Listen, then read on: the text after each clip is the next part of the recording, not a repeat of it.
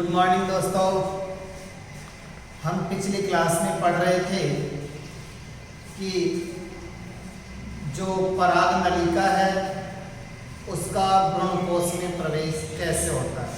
एक बार देखिए, हमने पिछली क्लास में पढ़ा था, ये है भ्रूणकोश, ये भ्रूणकोश की अंडकोशिका, ये सहाय कोशिका, ये इनके केंद्रक, बीच में था द्वितीय केंद्रक और शीर्ष पे थी निभागीय छोटे प्रतिमुखी कोशिका। और इस प्रकार पराग नलिका का सहाय कोशिका के द्वारा प्रवेश हो गया था। प्रवेश होने पर शीर्ष भाग पराग नलिका फट जाता है या पार्श्व भाग में छिद्र बन जाता है, जिससे दोनों नर युग्मक मुक्त हो जाते हैं।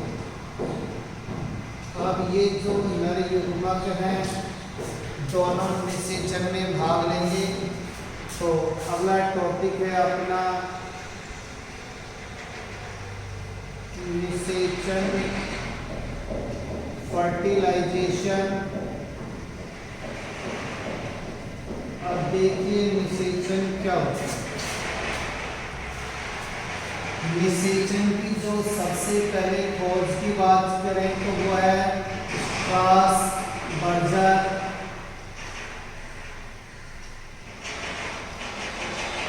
स्ट्रासबर्गर ने की और एक पादप था, उसका नाम था लिलियम। स्ट्रासबर्गर ने लिलियम जो पादप है उसमें निषेचन की खोज की।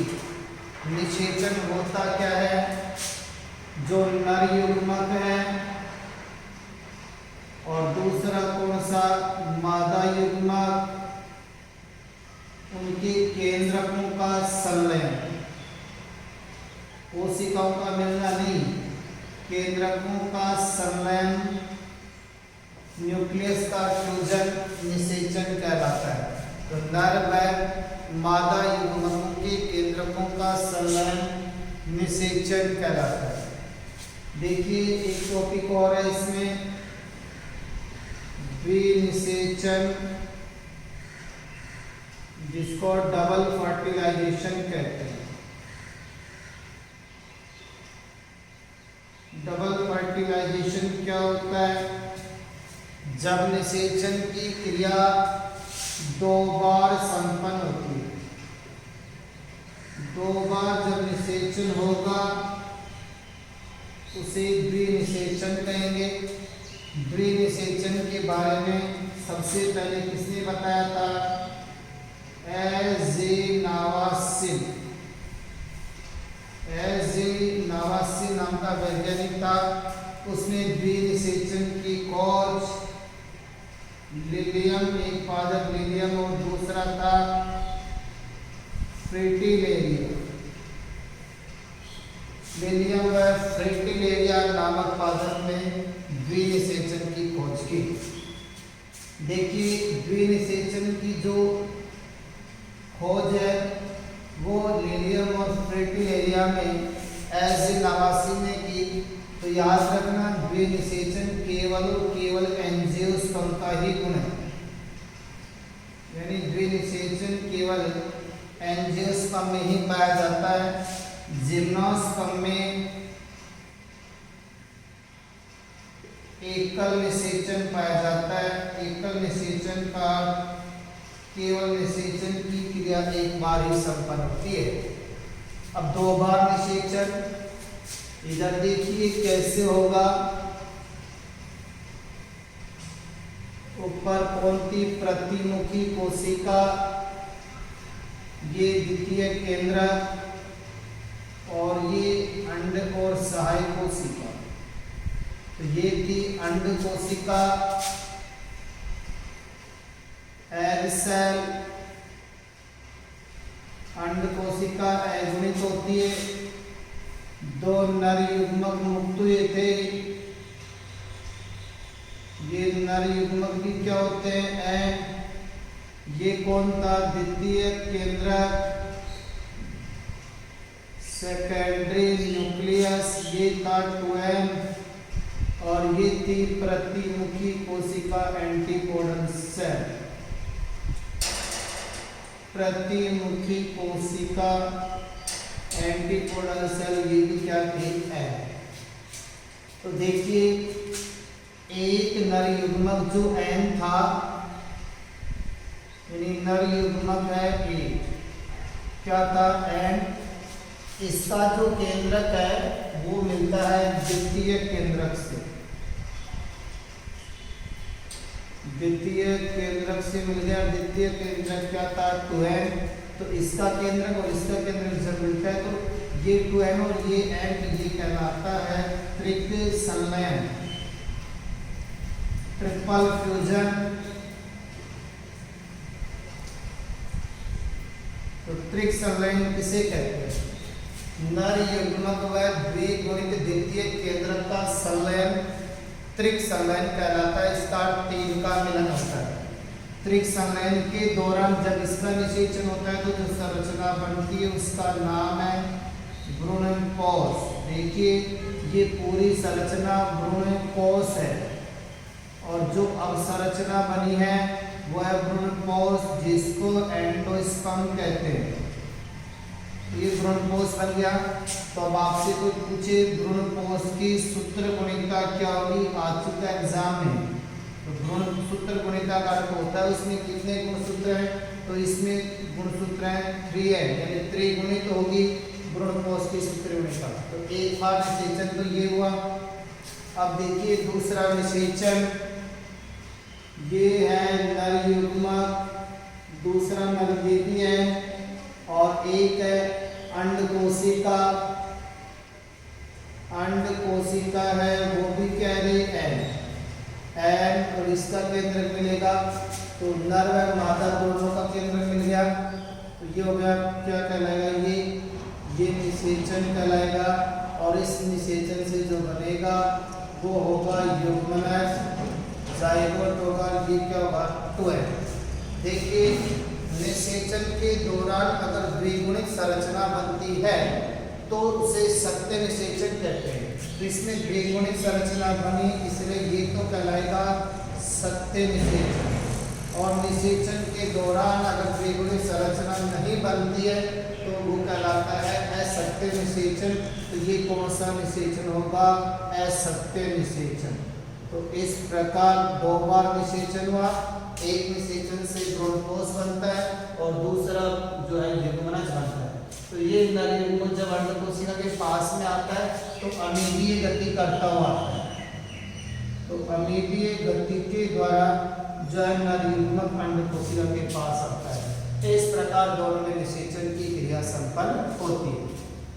तो अब हम पढ़ेंगे निषेचन के पश्चात फिर क्या होगा।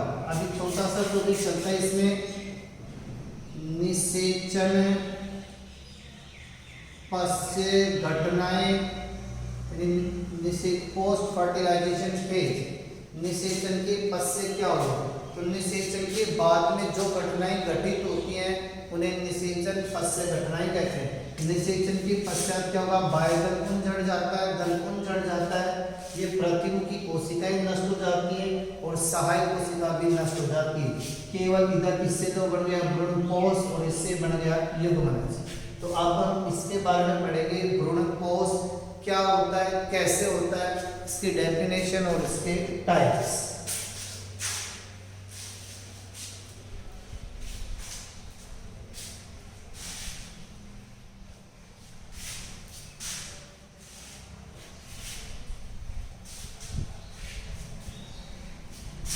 हमारा टॉपिक है भ्रूण कोश, जिसको एंडोस्पर्म कहते हैं।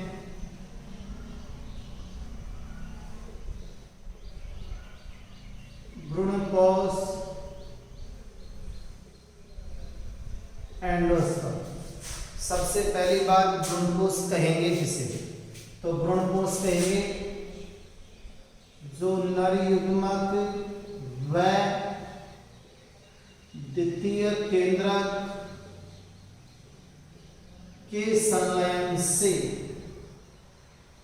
नर युग्मक और द्वितीय केंद्रक के संलयन से जो संरचना बनती है उसे भ्रूणकोश कहते हैं। ये हुई भ्रूणकोश की डेफिनेशन। नर युग्मक व द्वितीय केंद्रक के संलयन से जो संरचना बनती है उसे भ्रूणकोश कहते हैं। अगली बात,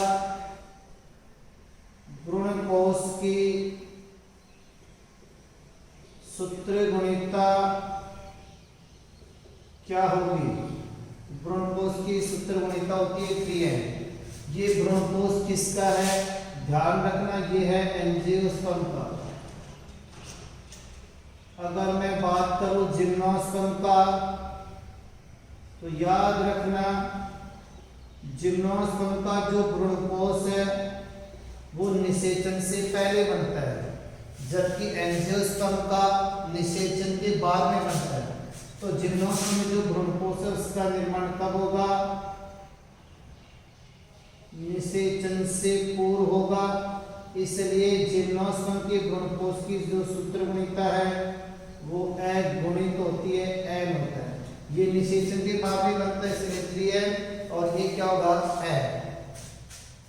अब अगला तो भ्रूणकोश के कार्य। क्या कार्य है भ्रूणकोश? देखिए, भ्रूणकोश में कार्बोहाइड्रेट, प्रोटीन और वसा तीनों होती हैं। इसलिए इसका काम है युग्मनज से जो भ्रूण बनेगा उसको पोषण प्रदान करना। तो भ्रूण को पोषण प्रदान करना। जब भ्रूण का परिवर्तन होता है तो भ्रूण को पोषण प्रदान कौन करेगा? भ्रूणकोश।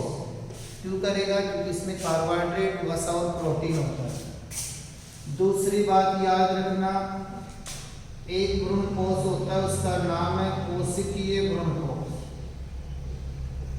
एक है कोशिकीय जो भ्रूणकोश है वो लास्ट में भी कोशिकीय भ्रूणकोश रहता है, और इसमें जो है चूसकांक का विकास हो जाता है। कोशिकीय भ्रूणकोश में चूसकांक का विकास हो जाता है जो आवश्यक पदार्थों का क्या कर लेता है? अवशोषण करने का जो कार्य है वो कौन करता है? कोशिकीय भ्रूणकोश का चूसकांक। द्विनिषेचन का क्या महत्व है? द्विनिषेचन में एक बार निषेचन से तो क्या बनेगा? जाइगोट, और दूसरे निषेचन से क्या बनेगा? भ्रूणकोश।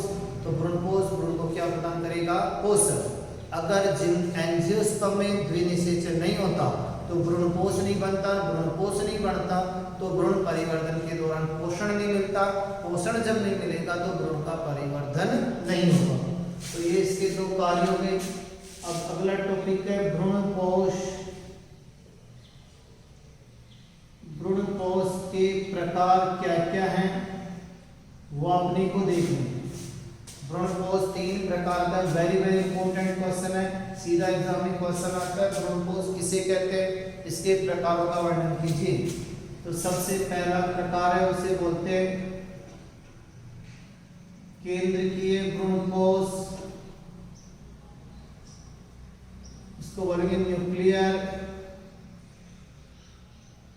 एंडोस्पर्म। न्यूक्लियर एंडोस्पर्म क्या होता है? देखिए, ये भ्रूण निभागीय छोर है। निभागीय छोर पर कौन है? केंद्र। ये निभागीय छोर पे जो केंद्रक है, इस केंद्रक में अंतःसूत्री विभाजन होता है, याद रखना। अंतःसूत्री विभाजन जिसको एंडोमाइटोसिस कहते हैं। अंतःसूत्री विभाजन में क्या होगा? कोशिका भित्ति तो नहीं बनती लेकिन केंद्रकों का निर्माण होता है। तो निभागीय छोर पर स्थित केंद्रक में अंतःसूत्री विभाजन होता है जिससे काफी सारे केंद्रक बन जाते हैं। काफी सारे केंद्रक बन जाते हैं जो मुक्त अवस्था में पाए जाते हैं, इसलिए इसे मुक्त केंद्रकी भ्रूणकोश भी कहते हैं। धीरे धीरे ये केंद्रक परिधि पर व्यवस्थित हो जाते हैं और परिधि पर व्यवस्थित हो जाने से मध्य भाग में एक बड़ी भित्तिका का निर्माण हो जाता है। और ये धीरे धीरे केंद्रक परिधि पर व्यवस्थित होकर कोशिका भित्ति का निर्माण कर देते हैं। कोशिका भित्ति का निर्माण करने के कारण केंद्रकीय जो भ्रूणपोष है वो कोशिकीय भ्रूणपोष में बदल जाता है। तो इस प्रकार इसकी संरचना बन जाती है। ये हो गया इसका भ्रूण। तो किसमें मिलेगा? नारियल का जो पानी होता है, कोकोनट जो मिल्क होता है, वो किसका उदाहरण है? केंद्रीय भ्रूणपोष का। नारियल का दूध या जल। देखिए नारियल को जब हम खाते हैं तो जो सफेद रंग का पार्ट होता है वो कौन होता है? भ्रूणपोष। सीधा एग्जाम में आता है, नारियल का खाने योग्य भाग है भ्रूणपोष, नारियल का जो पानी है वो तरल भ्रूणपोष का क्या है? एग्जाम। ये केंद्रकीय भ्रूणपोष। दूसरा है कोशिकीय भ्रूणपोष, इसको बोलेंगे सेलुलर एंडोस्पर्म। सेलुलर एंडोस्पर्म क्या होता है? देखिए बीजांड द्वारी छोर पर कौन है? केंद्र।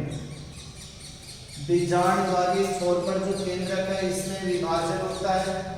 विभाजन के फलस्वरूप कोशिका भित्ति और केंद्रक दोनों बनते जाते हैं।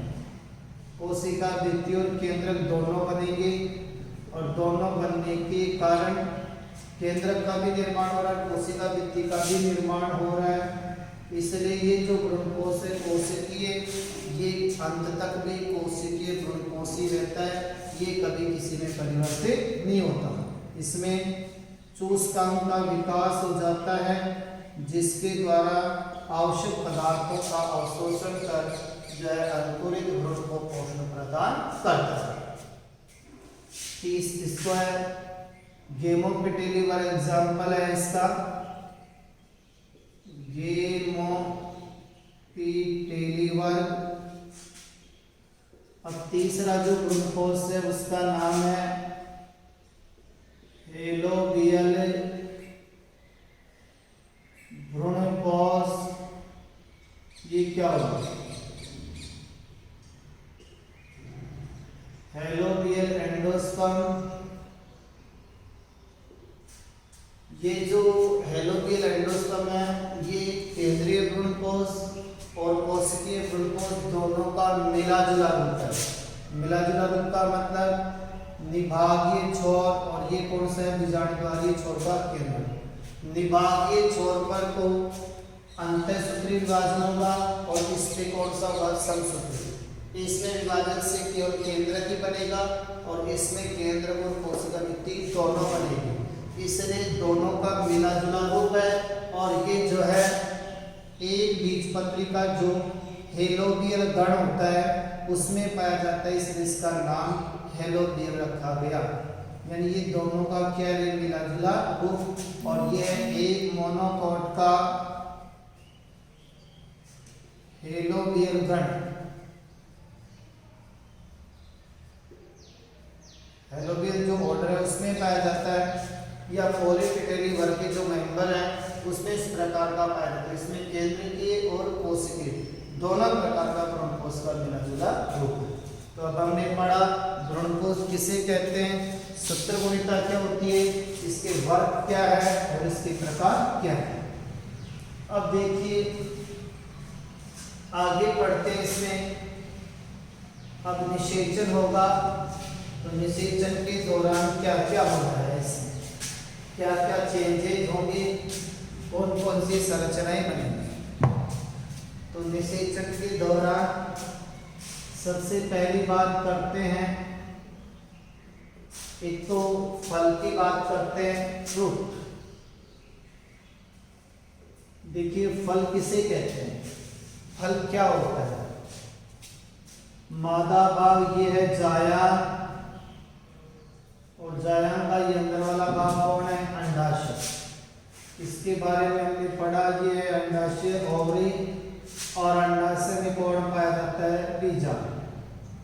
तो याद रखना निषेचन के पश्चात जो अंडाशय है ना यही फल में बदल जाता है। तो फल किसे कहते हैं, अंडाशय का परिवर्तित रूप या निषेचित अंडाशय। निषेचित अंडाशय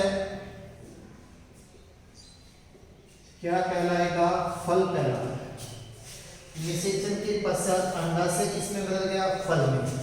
ये है अंडाशय की भित्ति, ये किस में बदल जाएगी? जो अंडाशय भित्ति है ये बदल जाएगी फल भित्ति में। और ये अंदर जो बीजांड है, निषेचन के पश्चात बीजांड किस में बदल जाता है? फल में बीज में बदल जाता है। निषेचन के पश्चात बीजांड किस में बदलेगा? बीज।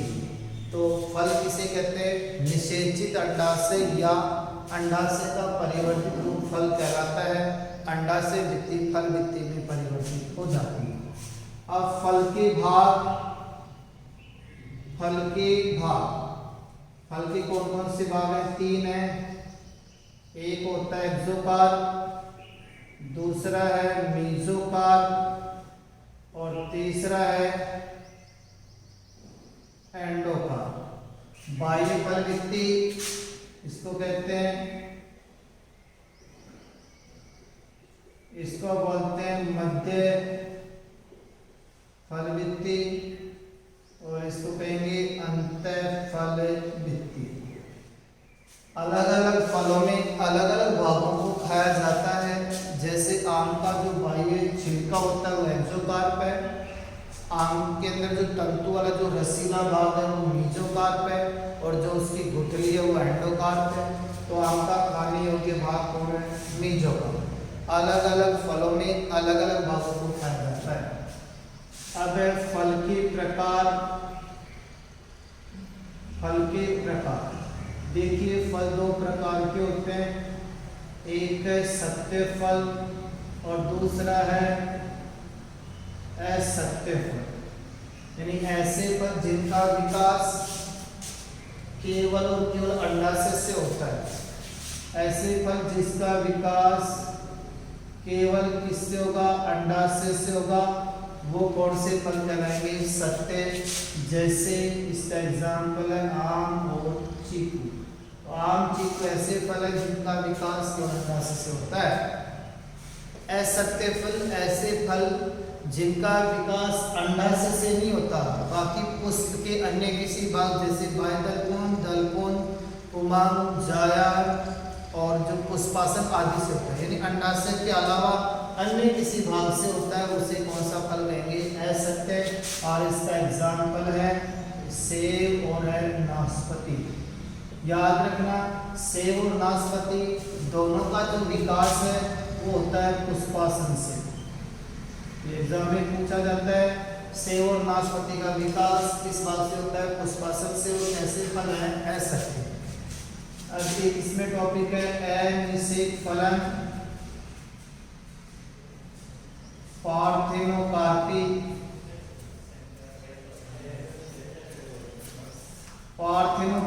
अनिषेक फलन क्या होता है? अ का अर्थ होता है नहीं, निषेक का अर्थ होता है निषेचन और फलन का अर्थ होता है फल। यानी अंडाशय निषेचन के पश्चात किसमें बदलता है? फल में। इसमें ऐसा नहीं होता, बिना निषेचन के ही अंडाशय का फल में परिवर्तित होना। तो इसमें होता है बिना निषेचन के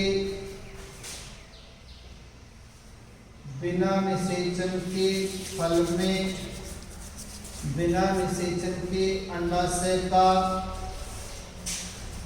फल में परिवर्तित होना अनिषेक फलन कहलाता है। अनिषेक फलन को प्रेरित करने वाले हार्मोन 2 हैं, एक तो है ऑक्सिन और दूसरा हार्मोन है जिबरेलिन। तो याद रखना दोनों में से प्रभावी हार्मोन कौन सा है? जिबरेलिन। तो जैसे पादप का पुष्प होता है, अगर पुष्पों पे ऑक्सिन में जिबरेलिन हार्मोन का छिड़काव कर दिया जाए तो अंडाशय जो है बिना निषेचन के फल में चेंज हो जाता है। ये हो गया फलन। अगला टॉपिक है इसमें बीज, जिसको हम सीड के नाम से जानते हैं। अब बीज का विकास कैसे होगा, क्या होता है? देखिए बीज होता क्या है? आप लोगों ने पढ़ा था कि अंडाशय के अंदर कौन होता है? बीजांड। ये जो बीजांड है यही निषेचन के पश्चात किस में बदल जाता है? बीज में बदल जाता है। तो इसके बारे में देखिए तो बीज की डेफिनेशन क्या होगी? निषेचित बीजांड, निषेचित जो बीजांड है वो क्या कहलाता है? बीज कहलाता है। अब बीज में देखिए, कभी आपने देखा होगा फल होता है, फल के अंदर जो बीज है, जैसे ये फल है, ये बीज एक तंतु से जुड़ा होता है, ये तंतु ये वाली, इसको हमने कहा था बीजांड ग्रंथ। तो बीजांड ग्रंथ किस में बदल जाता है? बीज ग्रंथ में बदल जाता है। बीज के ऊपर अगर आप देखेंगे तो आपको दो आवरण दिखाई देंगे, एक तो बाह्यचोल और एक अंतःचोल। बाह्यचोल को कहते हैं टेस्टा और अंतःचोल को कहते हैं टैमेन। देखिए इनका विकास कैसे हुआ। जब बीजांड बीज में बदला तो अध्यावरण, इसमें जो बीजांड था इसमें कितने अध्यावरण थे? 2, बाह्य अध्यावरण और अंतः अध्यावरण। 2 अध्यावरण थे। बाह्य अध्यावरण तो किसमें बदल गया? बाह्यचोल में। तो बीज का बाह्यचोल क्या कहलाता है? टेस्टा कहलाता है। और बीज का जो अंतःचोल है, वो अंत जो अध्यावरण है वो किसमें बदल जाता है? अंतःचोल जो है वो कहलाता है टेगमेंट। याद रखना, बीज पे 2 आवरण होते हैं, बाह्यचोल और अंतःचोल। टेस्टा और कौन है? टेगमेंट। फिर ये कौन है? बीजांड द्वार। आपने देखा होगा चने का जो बीज होता है उसके सीड्स से प्रेरित छिद्र पाया जाता है। जैसे चने का बीज इस प्रकार होता है, इसके सीड्स पर एक छिद्र होता है, वो जो छिद्र है इसको बोलते हैं बीज छिद्र। तो ये जो बीजांड द्वार है ना, ये बीज छिद्र में चेंज हो जाता है। तो इस प्रकार काफी सारे चेंजेस देखने को मिलते हैं बीज परिवर्तन के दौरान। अब हम देखते हैं कि निषेचन से पहले कौन सी अवस्था थी और निषेचन के पश्चात वो अवस्थाएं जो है किस में चेंज हो जाती हैं।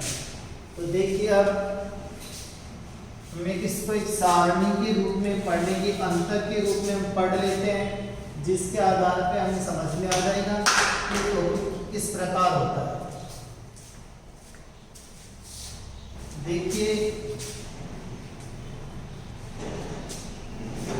अंतर के रूप में इसको करते हैं। इधर आप मेंटेन करते हैं निषेचन से पूर्व,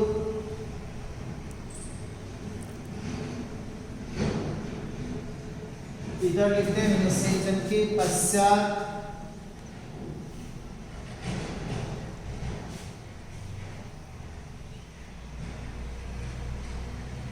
देखिए निषेचन से पहले क्या था? सबसे पहले बात करते हैं पुष्प में कौन था? बाह्य दल पुंज। बाह्य दल पुंज जो है निषेचन के पश्चात क्या हो जाता है? झड़ करके क्या हो जाता है? नष्ट। फिर होता है दलपुंज। दलपुंज निषेचन के पश्चात झड़ जाता है और झड़ करके क्या हो जाता है? नष्ट हो जाता है। फिर उसके बाद में देखिए अभी हम बात कर रहे थे ये बीजांड, ये इसका अध्यावरण, भ्रूणकोश, प्रतिमुखी कोशिका, अंड कोशिका, सहाय कोशिका, द्वितीय केंद्र।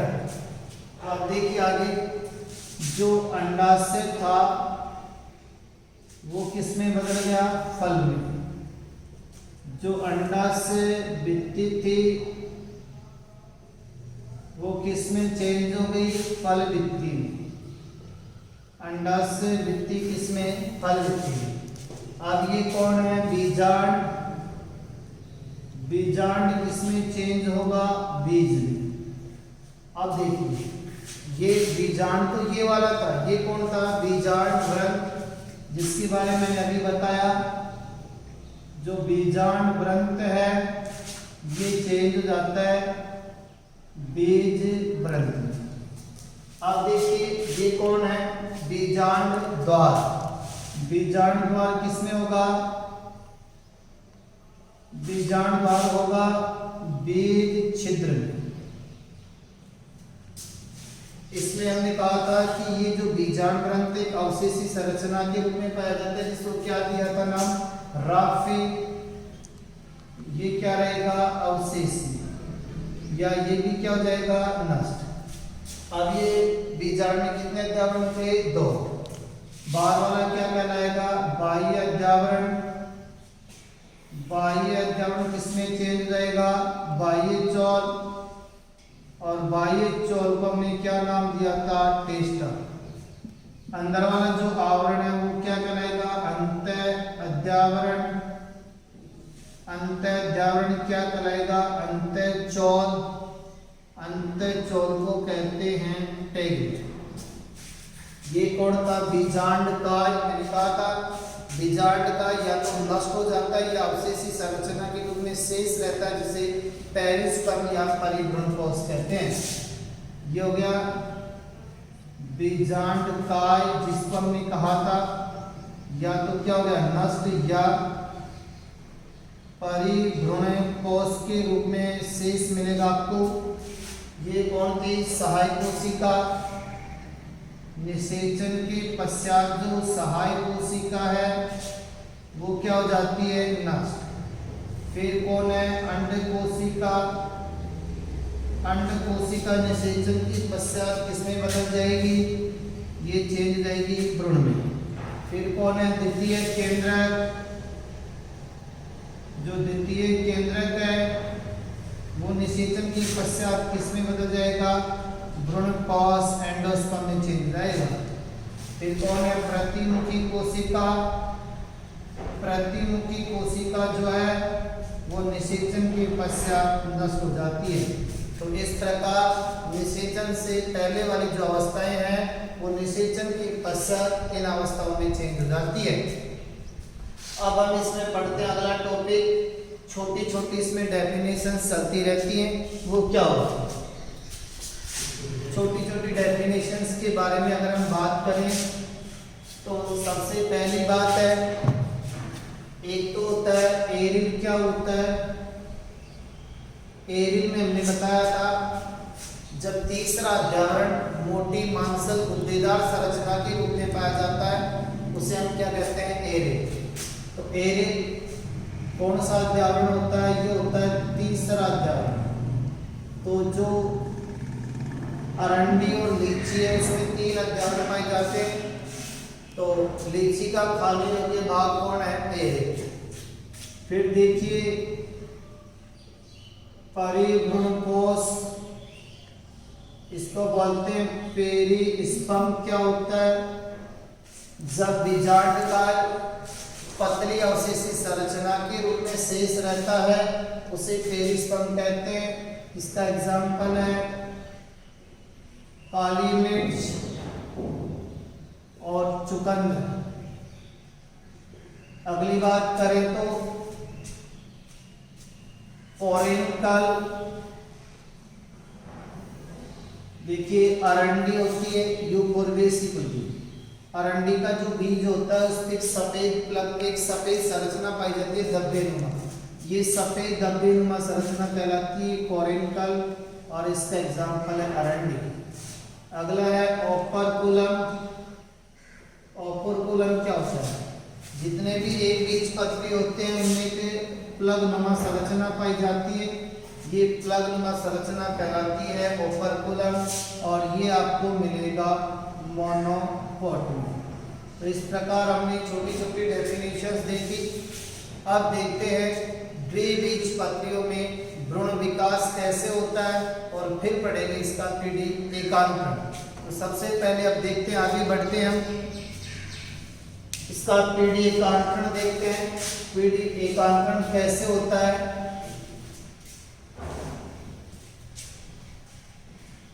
पीढ़ी एकांकरण होता क्या है।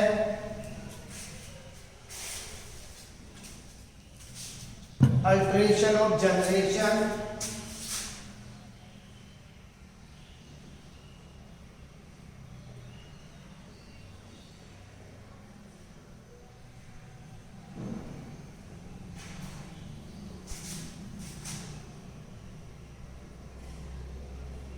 पीढ़ी एकांकरण का होता है एन का 2n में बदलना, 2n का n में।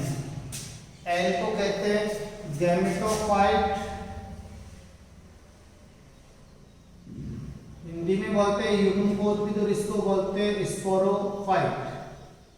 यानी गैमेटोफाइट को स्पोरोफाइट में चेंज होना और स्पोरोफाइट का गैमेटोफाइट में चेंज होना अल्टरेशन ऑफ जनरेशन कहलाता है। तो ये जो एंजियोस्पर्म है इसमें पीढ़ी एकांकरण स्पष्ट रूप से पाया जाता है, वो हम देखते हैं। देखिए सबसे पहले बात करते हैं पादप है हमारे पास, पादप को हम कहेंगे प्लांट। प्लांट एन होता है 2n 2n। अब पादप का जो लैंगिक भाग है वो क्या होता है, इसका पुष्प, फ्लोर। लैंगिक भाग फ्लोर होता है। जब पादप 2m है तो फ्लोर भी क्या होगा, 2m। अब पुष्प में नर जनन अंग कौन होगा, पुंकेसर। पुंकेसर होगा जिसको स्टेमन कहते हैं। पुंकेसर क्या होगा, एन। उसका मादा जनन अंग क्या होगा, स्त्री केसर जिसको कार्पल कहते हैं, और ये होगा 2n। अब जो पुंकेसर है, पुंकेसर का शीर्ष भाग कौन होता है, परागकोश जिसको एंथर कहते हैं। तो परागकोश भी क्या होगा, 2n। जो स्त्री केसर है उसका नीचे का भाग फूला हुआ क्या कहलाता है, अंडाशय जिसको ओवेरी कहते हैं। ओवेरी भी क्या होगी, 2n। परागकोश में कौन पाई जाती है, लघु बीजाणुधानी जिसको माइक्रोस्पोरेंजियम कहते हैं। माइक्रोस्पोरेंजियम भी क्या होगी, 2n। अंडाशय में कौन पाया जाता है, बीजांड। और बीजांड का एक और नाम है गुरु बीजाणुधानी। गुरु बीजाणुधानी जिसको मेगा स्पोरेंजियम या ओव्यूल भी कहते हैं। तो स्पोरेंजियम भी क्या होगी, 2n। लघु बीजाणुधानी में कौन होगा, लघु बीजाणु मातृ कोशिका। लघु बीजाणु मातृ कोशिका क्या कहेंगे, माइक्रो स्पोर मदर सेल। ये भी क्या होगी, 2n।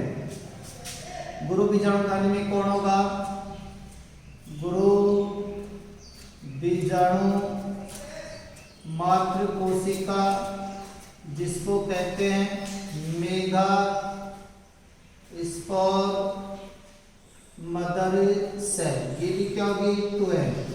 लघु बीजाणु मातृ कोशिका में क्या होगा, अर्धसूत्री विभाजन जिसको क्या कहेंगे, मियोसिस। इसमें भी क्या होगा, मियोसिस। मियोसिस में एक से कितनी पुत्री कोशिकाएं बढ़ती है, 4। और गुणसूत्रों की संख्या क्या हो जाती है, आधी। तो लघु बीजाणु मातृ कोशिका से क्या बनेंगे, लघु बीजाणु। लघु बीजाणु को क्या बोलेंगे, माइक्रोस्पोर। और इधर क्या बनेगा, गुरु बीजाणु। गुरु बीजाणु को हम क्या कहेंगे, मेगा स्पोर। अब देखिए अर्धसूत्री विभाजन हो गया तो लघु बीजाणु क्या हो गया, n। गुरु बीजाणु भी क्या हो गया, n। अब लघु बीजाणु से क्या बनेगा, नर युग्म पौधे जिसको बोलेंगे मेल गैमेटोफाइट। गुरु बीजाणु से क्या बनेगा, मादा युग्म पौधबीज जिसको बोलते हैं फीमेल गैमेटोफाइट। अब ये फीमेल गैमेटोफाइट भी क्या होगा, n। मेल गैमेटोफाइट भी क्या होगा, n। मेल गैमेटोफाइट में कितने नारी युग्मक होते हैं, 2। एक होता है मेल गैमेट, इसको भी बोलेंगे मेल गैमेट। मेल गैमेट का नारी युग्मक। मादा युग्म पौधे में कितने होते हैं, 2। एक कौन होता है, द्वितीय केंद्रक। द्वितीय केंद्रक जिसको बोलते हैं सेकेंडरी न्यूक्लियस। ये भी n और ये भी n। द्वितीय केंद्रक क्या होता है, 2n। दूसरी कौन है, अंड कोशिका जिसको हम क्या कहेंगे, एग सेल।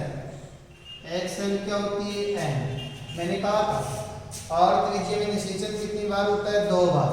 तो एक बार निषेचन होगा मेल गैमेट और द्वितीय केंद्रक के साथ में होगा, इसको बोलते हैं ट्रिपल फ्यूजन।